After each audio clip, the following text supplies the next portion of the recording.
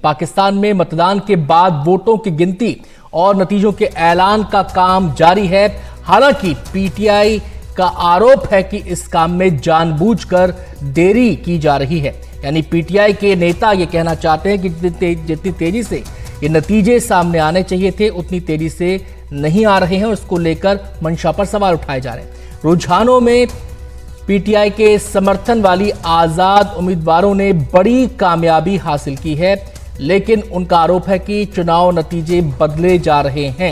इस चुनाव में पहले नवाज शरीफ की पार्टी पीएमएल की बड़ी जीत की संभावना व्यक्त की जा रही थी, लेकिन शुरुआती रुझानों में नतीजे उसके हिसाब से नहीं आ रहे हैं। हालांकि नतीजों की आधिकारिक घोषणा अभी बाकी है और पीटीआई उसमें धांधली का आरोप लगा रही है।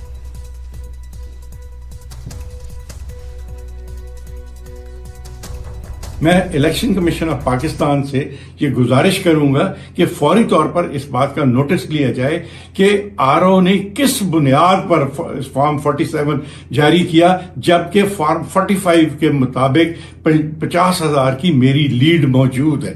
तो मैं समझता हूं कि इस तरह हम अपना मैंडेट चोरी नहीं होने देंगे और एक कामयाब उम्मीदवार को अगर एक आरओ इस तरह नाकाम करेगा तो ये इंतहाई ज्यादती होगी। तो पाकिस्तान में काउंटिंग इस समय जारी है, नतीजों का सबको इंतजार है और ये चुनाव काफी अहम माना जा रहा है। सवाल इसलिए बड़ा हो जाता है पाकिस्तान में नई सरकार को लेकर, क्योंकि वहां के हालात बेहद परेशान करने वाले हैं, न केवल पाकिस्तानी आवाम के लिए बल्कि पूरी दुनिया के लिए भी। पाकिस्तान आखिर किस दिशा में जाएगा, बड़ा सवाल यह बन गया है। तमाम मेहमान हमारे साथ जुड़ चुके हैं, हमारे संवाददाता भी हमारे साथ इस चर्चा में शामिल रहेंगे। हमारे साथ कमार आगा जी मौजूद हैं, दक्षिण पूर्व एशिया विशेषज्ञ। इसके अलावा जेके त्रिपाठी जी हमारे साथ पूर्व राजनयिक मौजूद हैं और हमारे सहयोगी उमाशंकर भी हमारे साथ इस चर्चा में शामिल हो चुके हैं। सबसे पहले मैं रुख करना चाहूंगा उमाशंकर का ही। उमा, इस समय क्या अपडेट मिल रहे हैं और इस पूरी प्रक्रिया यानी कि ये जो काउंटिंग की पूरी प्रक्रिया है इसकी पेचीदगियों को भी जरा समझाइए। जी देखिए, पाकिस्तान में जो चुनाव है वो बैलेट पेपर से होता है, लेकिन उसके बावजूद जो है वो नतीजे जो है कुछ घंटों के भीतर आ जाते हैं। ये किस तरह से होता है इसको पहले समझ लें तो चर्चा को आगे बढ़ाने में आसानी होगी। चुनाव कल शाम को 5 बजे मतदान जो है वो खत्म हुआ, उसके साथ ही मतगणना शुरू हो गई। जितने पोलिंग स्टेशन होते हैं मतगणना जो है वहीं शुरू हो जाती है। और जो जिक्र कर रहे थे राजा बशारत, जिस फॉर्म का फॉर्म 45, फॉर्म 46, फॉर्म 47, दरअसल पाकिस्तान की चुनाव व्यवस्था में ये बात है कि फॉर्म 45 से लेकर 49 तक जो है वो इशू होता है, जो कि अलग अलग चरणों को दर्शाता है। जितने भी पोलिंग स्टेशन होते हैं जहां पे काउंटिंग होती है, काउंटिंग के बाद फॉर्म 45 जो है वो उम्मीदवारों को जो वहां पे लड़ रहे होते हैं उनको जारी कर दिया जाता है। इसमें उस कॉन्स्टिट्यूंसी का जो का जिक्र होता है जहां से वो लड़ रहे होते हैं, पोलिंग बूथ का नंबर होता है और जो टोटल वोट कास्ट होता है उसमें किस उम्मीदवार को कितना वोट मिला, इस बात की जानकारी होती है। और उसके बाद जो रिटर्निंग ऑफिसर है वो फॉर्म 47 जारी करते हैं, जिसका कि इंतजार बशारत को था लेकिन वो उनको नहीं मिल पाया। तो बीच में फॉर्म 46 जो है उसमें जिक्र इस बात का होता है कि कितने वोट जो है वो इनवैलिड हुए, कितनों को चैलेंज किया गया और कितने इनकरेक्ट वोट जो है वो हुए। तो खेल जो है फॉर्म 46 में हो सकता है। फॉर्म 45 से 47 के बीच में जो फॉर्म 46 आता है उसमें इस बात की जानकारी हो सकती है कि अगर किसी उम्मीदवार को 100 वोट मिले उसमें से 50 को इनवैलिड करार दे दिया जा सकता है फॉर्म 46 के जरिए। तो फॉर्म 47 जब जारी होगा तो जो फॉर्म 45 में जीता हुआ उम्मीदवार नजर आ रहा होगा वो फॉर्म 47 आते आते वो हारता हुआ नजर आएगा। तो ये एक प्रक्रिया है और इसी के ऊपर जो सवाल है पीटीआई की तरफ से उठाया जा रहा है। जहां तक अभी चुनाव नतीजों की जानकारी है, 13 नतीजे आ चुके हैं, जिसमें कि 4 पीएमएलएन को मिला है, 4 जो है वो पीपीपी को मिला है और 5 सीटों पर आजाद उम्मीदवार जो हैं, आजाद उम्मीदवार मतलब पीटीआई समर्थन वाले उम्मीदवार। हालांकि ये भी एक बात है कि जो सबसे बड़ी तादाद जो आजाद उम्मीदवारों की जीतती नजर आ रही है उसमें कुछ वाकई में आजाद उम्मीदवार हैं, लेकिन ज्यादातर जो उम्मीदवार हैं वो पीटीआई के समर्थन वाले हैं। अब जब कि 12 बजे का एक वक्त जो है वो दिया गया है चुनाव आयोग की तरफ से कि ज्यादातर जो नतीजे वो आ जाएंगे और शाम तक तमाम नतीजे आ जाएंगे, तो देखना है कि जो ट्रेंड शुरुआती जो रुझान निकलकर सामने आए उस मुताबिक जो है वो फाइनल जो रिजल्ट है उसी तरीके का होता है, या बीच में जिस तरह से खेल का आरोप जो है पीटीआई की तरफ से लगाया जा रहा है वैसा कुछ खेल होता है। और पीएमएलएन जिसकी जीतने की बात पहले से की जा रही थी, क्या वाकई में वो जीतती है या नवाज शरीफ को फिर एक बड़ा झटका झटका लगता है, जो कि अभी लगता हुआ दिख रहा है। जी, एक जो अब अलग अलग वेबसाइट्स पर जानकारी आ रही है उसमें यह भी कहा जा रहा है कि कोई 125 सीट्स पर, कोई 150 सीट्स पर जो आजाद उम्मीदवारों हैं उनकी बढ़त दिखाई दे रही है। क्या ऐसी जानकारियां मिल रही हैं वहां से? जी बिल्कुल, देखिए जो बैरिस्टर गौहर है जो कि पीटीआई के चेयरमैन हैं, अभी अध्यक्ष हैं, उन्होंने रात को ही बयान दिया था कि 150 सीटों पर आजाद उम्मीदवार जो है, यानी कि पीटीआई के समर्थन वाले जो उम्मीदवार हैं वो जीत रहे हैं शुरुआती रुझानों में, लेकिन जो नतीजे हैं वो जाहिर नहीं किए जा रहे हैं। अभी तक चुनाव आयोग इस बात की कोई वजह नहीं बता पाया है कि आखिरकार इतनी देरी क्यों हो रही है, जबकि रात के 1 बजे के आसपास तक ज्यादातर नतीजे जो हैं वो आ जाने चाहिए थे। तो ये पूरा एक सवाल खड़ा करता है कि आखिरकार जिस तरीके से इमरान खान को पाकिस्तान की जेल में बंद रखा गया, पीटीआई के वर्कर्स को कैंपेन तक नहीं करने दिया गया, इस तरह का आरोप भी पीटीआई की तरफ से लगाया गया, और उनका जो चुनाव चिन्ह बैट है वो भी छीन लिया गया, और इसी वजह से जो आजाद उम्मीदवार के तौर पर लड़ने को मजबूर हुए। इसके बावजूद अगर आजाद उम्मीदवार इतनी बड़ी तादाद में जीत रहे हैं तो ये दर्शाता है कि कहीं ना कहीं जो लोकप्रियता इमरान खान की थी वो बरकरार रही है, और इसी वजह से उनको इतनी बड़ी जीत जो है वो मिलती नजर आ रही है। हालांकि इसके बाद सवाल पैदा होगा कि नेतृत्व कौन करेगा, आजाद उम्मीदवार एक साथ बैठेंगे या उनको तोड़ा जाएगा, क्योंकि पाकिस्तान के नियमों में यह भी है कि कोई भी आजाद उम्मीदवार जो है अपनी मर्जी से किसी पार्टी को ज्वाइन कर सकता है। तो अभी पाकिस्तान की सियासत में बहुत सारा खेल होना बाकी है, और जिसकी की गुंजाइश काफी कुछ नजर आ रही है अभी से ही। चलिए, हम आपके पास आएंगे उमा, हम सीधे अपने मेहमानों का रुख करेंगे। कमर आगा साहब हमारे साथ जुड़ गए हैं, साउथ ईस्ट एशिया एक्सपर्ट। इसके अलावा हमारे साथ जेके त्रिपाठी जी भी हैं। सबसे पहले मैं आगा साहब का रुख करना चाहूँगा। आगा साहब, अगर इस चुनाव को देखा जाए या किसी भी पाकिस्तान के चुनाव को देखा जाए तो उसमें प्लेयर कौन है, अंपायर कौन है? क्या प्लेयर जनता है, क्या प्लेयर इमरान है, क्या प्लेयर नवाज है, क्या प्लेयर बिलावल है, क्या प्लेयर सेना है, और प्लेयर और अंपायर इन दोनों की भूमिका में कौन है? कि प्लेयर देखा जाए इस वक्त तो कैप्टन तो इमरान ही है टीम के।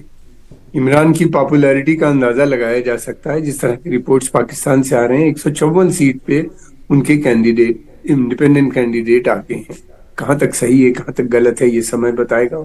उमा शंकर ने भी अभी इस बात का जिक्र किया था, लेकिन यह है कि उनकी पॉपुलैरिटी में कोई कमी नहीं हुई, जबकि आर्मी ने आतंक फैला रखा था। उनके बड़े लीडर्स जेल में हैं, बहुत सीनियर लीडर्स थे उनको प्रेशराइज करवा के पार्टी छोड़वा दी गई थी। फिर उसके अलावा ये हुआ था कि वर्कर्स के ऊपर एक दमन चल रहा था, जहां पता भी चल जाता था कि ये पीटीआई के समर्थक हैं, उनको मारा जाता था, पीटा जाता था, कंपेनिंग नहीं करने दी जा रही थी। उन्होंने बहुत तफसील से बताया। लेकिन ये है कि अगर इस इलेक्शन में बेईमानी होगी और लंबा अगर उन्हीं ने कुछ कोशिश की करने की तो हालात और बिगड़ जाएंगे। इसलिए कि सेना के प्रति लोगों के दिलों में पहले तो अनपॉपुलर थी, अब कुछ नफरत वाली पोजीशन नजर आ रही है। ये कोई लीडरलेस लोगों का जीता लेना, जिस पार्टी के लीडर्स ना हो, कोई उसका कोई हायरार्की ना हो, उसके बाद भी इतने कैंडिडेट आगे होना, इस बात को दर्शाता है कि सेना की जो नीतियां हैं उससे जनता खुश नहीं है, बल्कि नाराज है, बहुत ज्यादा नाराज है। तभी इस तरीके से वोटिंग की यूथ खासतौर से, जिसने सबसे ज्यादा कंपेनिंग की और क्वाइटली बहुत चुपचाप घर जाके काम करता रहा, बात करता रहा, लोगों को कहता रहा कि इमरान खान साहब के जो मैसेज थे उनके पास, जब वो आते थे कोर्ट में तो वो बोलते थे कि ज्यादा से ज्यादा लोग बाहर निकले, वोट डालें, ये पहुंचाते रहते थे उनको, और उसके माध्यम से इतना नजर आ रहा है। अब ये है कि अगर उसमें बेईमानी होती है या कुछ होता है तो उसके नतीजे, मेरा मानना ये है कि बहुत बुरे होंगे। आगा साहब, एक छोटी सी प्रतिक्रिया यहाँ पर हम त्रिपाठी जी की भी लेंगे। आप त्रिपाठी सर, आपसे मेरा सवाल ये है, ये जो देरी की बात सामने आ रही है, तो ये देरी की बात ये सवाल खड़ा करती है कि वाकई में अंपायर कौन बनेगा? क्या चुनाव आयोग अंपायर की भूमिका निभाएगा या फाइनल डिसीजन सेना का होगा पर्दे के पीछे? देखिए आनंद, सबसे पहले आपको और कमर भाई को और उमाशंकर जी को नमस्कार करते हुए मैं ये कहना चाहता हूँ कि जैसा आपने कमर आगा साहब से पूछा था, इसमें देखिए अंपायर सेना है, ये बात को निर्विवाद है। सेना अभी इतनी जल्दी अपना वर्चस्व नहीं छोड़ेगी, और इसलिए भी नहीं कि सेना के जो प्रमुख हैं ये वही हैं जिन्हें इमरान खान ने हटाया था ISI के चीफ से। तो वो जो पॉलिटिकल वेंडेटा जो है उनके मन में वो ये चल रहा है। और अभी देखिए ऐसा है कि इमरान खान के ऊपर 3 केसेस में तो 24 साल की सजा हो चुकी। एक केस और चल रहा है 9 मई वाला, जो सेना के खिलाफ विद्रोह वाला। अगर सेना के खिलाफ विद्रोह वाला केस में इमरान के खिलाफ निर्णय हो जाता है तो सजाए मौत भी हो सकती है। तो सेना हर तरह से इमरान खान की पार्टी को नेस्तनाबूद करने के लिए अड़ी हुई है, ये निश्चित। अब एक लंदन एग्रीमेंट जिसका इमरान जिक्र कर रहे थे, वो सही है कि लंदन जा करके सेना चीफ ने ऑलरेडी वहां पर नवाज शरीफ से बात की और ये तय किया गया कि नवाज शरीफ जिनकी बैकिंग सेना करेगी वो आएंगे। आगा साहब, मेरा सवाल आपसे ये, कहा जा रहा है कि जनता का सेंटिमेंट इमरान के साथ है। अब इस सेंटिमेंट के अकॉर्डिंग अगर नतीजे नहीं आए तो क्या होगा? तो मैं समझता हूं कि वहां पे पहले ही से अराजकता फैलती भी नजर आती है। तमाम दूसरे प्रांतों में भी लॉ एंड ऑर्डर की सिचुएशन खराब हो जाएगी। देखिए, बहुत बड़ा चेंज मुस्लिम कंट्रीज में आ रहा है। आर्मी बैक्ड रिजीम्स जो हैं ये बड़ी अनपॉपुलर होती जा रही हैं और इनके साथ साथ ये भी है कि कट्टरपंथी धार्मिक संस्थाएं जैसे पाकिस्तान में जमात इस्लामी और देवबंद की जो तहरीक का जो मूवमेंट था वो भी बहुत कमजोर हो गया है जी। और जो पाकिस्तान की सेना को हमेशा समर्थन देता था, एक सेकंड, पाकिस्तान की सेना अपने को हमेशा इस्लामिक स्टेट का मुहाफिज यानी गार्डियन के रूप में पेश करती थी। अब वो बात पाकिस्तान के लोग मानने पे तैयार नहीं है। जेके त्रिपाठी जी का फटाफट रुख कर लेना चाहता हूं मैं यहाँ पर। क्या इस चुनाव से पाकिस्तान में कुछ बदलेगा? क्या उसकी नीति में कोई परिवर्तन आप देख रहे हैं? देखिए, अगर जनमत की बात हो, अगर सेंटिमेंट्स की बात हो तो इमरान खान की पार्टी जीतेगी। और अगर ये जीतती है तो सेना या तो इस वोट को ये नल एंड वाइड कराएगी किसी तरह से, और अगर नहीं जीतती है, दूसरी पार्टी जीतती है नवाज शरीफ, तो सेना वो काम कर, तब सेना का समर्थन रहेगा। लेकिन अगर इसके बाद जन आक्रोश सेना के खिलाफ होता है तो सेना उस मामले में मेरे ख्याल से सेना के दोनों हाथों में लड्डू है। वो क्या करेगी? वो एक और मार्शल लॉ का प्लान कर सकती है। बहुत बहुत शुक्रिया त्रिपाठी जी हमसे बातचीत करने के लिए। आगा सर, आपका भी बहुत बहुत शुक्रिया हमारे साथ चर्चा में शामिल होने के लिए।